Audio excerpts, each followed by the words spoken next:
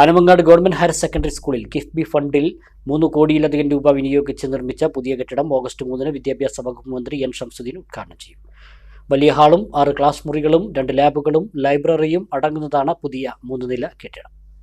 അനേകായിരങ്ങൾക്ക് വെളിച്ചം പകർന്ന് അരനൂറ്റാണ്ട് പിന്നിട്ട ആനമങ്ങാട് ഗവൺമെന്റ് ഹയർ സെക്കൻഡറി സ്കൂളിന് കൂടുതൽ സൗകര്യങ്ങളോടെയുള്ള പുതിയ കെട്ടിടം യാഥാർത്ഥ്യമായി. കിഫ്ബി ഫണ്ടിൽ നിന്നും അനുവദിച്ച 3 കോടിയിലധികം രൂപ ചെലവഴിച്ചാണ് 3 നിലകളോട് കൂടിയ പുതിയ കെട്ടിടത്തിന്റെ നിർമ്മാണം പൂർത്തിയാക്കിയത്. 6 ക്ലാസ് മുറികളും 2 ലാബുകളും ലൈബ്രറിയും പുതിയ കെട്ടിടത്തിൽ സജ്ജമാക്കും. ഈ കെട്ടിടത്തിലെ 2ാം നിലയിലെ വലിയ ഹാളിലാണ് ഉദ്ഘാടന ചടങ്ങ് നടക്കുക. ഓഗസ്റ്റ് 3 തിങ്കളാഴ്ച പകൽ 2 മണിക്ക് വിദ്യാഭ്യാസ വകുപ്പ് മന്ത്രി എൻ ഷംസുദ്ദീൻ കെട്ടിടത്തിന്റെ ഉദ്ഘാടനം നിർവഹിക്കും.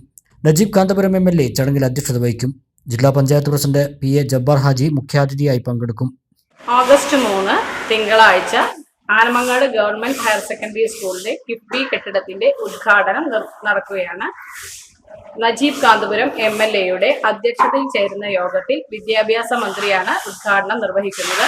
ആ ചടങ്ങിൽ മുഖ്യാതിഥിയായി ജില്ലാ പഞ്ചായത്ത് പ്രസിഡന്റും പങ്കെടുക്കുന്നുണ്ട്.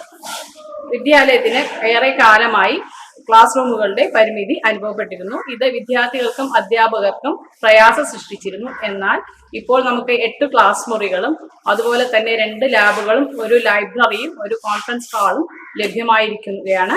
ഇത് നമ്മുടെ വിദ്യാഭ്യാസത്തിന്റെ നിലവാരം ഉയർത്തുന്നതിന് വളരെ സഹായകമാവും.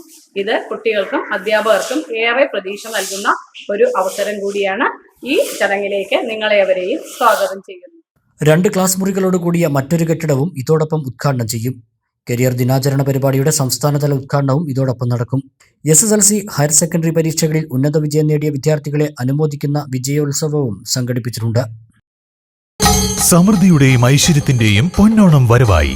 ഓണാഘോഷങ്ങളെ വരവേൽക്കാൻ സ്കൈ ഗോൾഡും ഒരുങ്ങി.